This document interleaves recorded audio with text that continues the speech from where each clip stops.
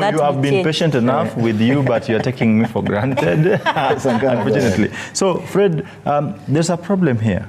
You see, the voting pattern also influences the generational unity. Yes. Like now, there is a famous term called tugege.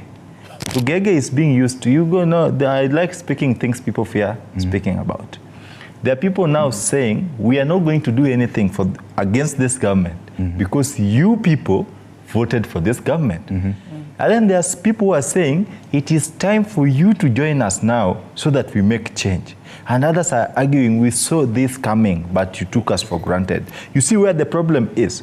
We've been influenced, divided, and portioned into political blogs where the common good is outweighed by tribal, myopic mindset coupled with a lot of egocentric attitudes and etc. All said and done, I want to remind William Ruto, who is the 5th President of the Republic of Kenya, that pursuant to the provisions of our 2010 Constitution, Article 1.1 of the Constitution is bold and crystal clear, that the sovereignty of the people is paramount. But the sovereign power belongs to us. People again. So, let me tell you this. That sovereignty, William should not think that with the power of guns and state machinery, he can stop us from executing basic constitutional provisions. But we will go to prison, Fred.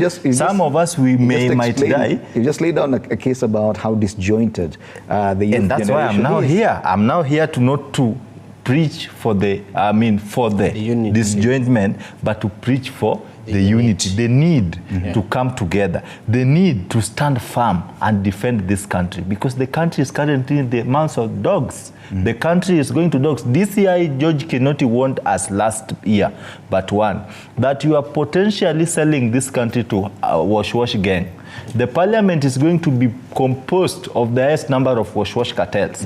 I can tell you for a fact, we no longer have a parliament. We have a rubber stamp institution, an institution that waits for State House to bring proposals, and then you find the same MPs trying to caution the president on media. As a parliamentarian, you have 3 constitutional responsibilities: oversight, representation, and legislation. That power is not capped on what the president says in State House, because, the State House is just an executive arm of the government. But Parliament is also a creation of the Constitution. By virtue of creation, it is independent per se. So it is the responsibility of Parliament and through the people to ensure that Parliament delivers. What are we going to do as Gen Z? I have told you I'm aligned to Okoa Uchumi campaign.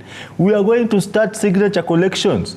You see the MPs who voted to save Linturi against the 149 plenary, we are going to talk to their constituents to consider recall, because they have failed. How are we going to do this? We are going to collect signatures. We wait for that to happen. We are going to collect, don't cut me short, my friend. We are going to collect signatures. We are going to tell the people why they don't need these parliamentarians in place, so that we elect people who have got integrity, people who have a stance, people who can say no to mean no in bold and not no and saying yes in small letters. That to happen. Kamau, you wanted to say something. To add on what my friend Akara is saying here, for the unity, and now this is punchline of what we should do as the young people.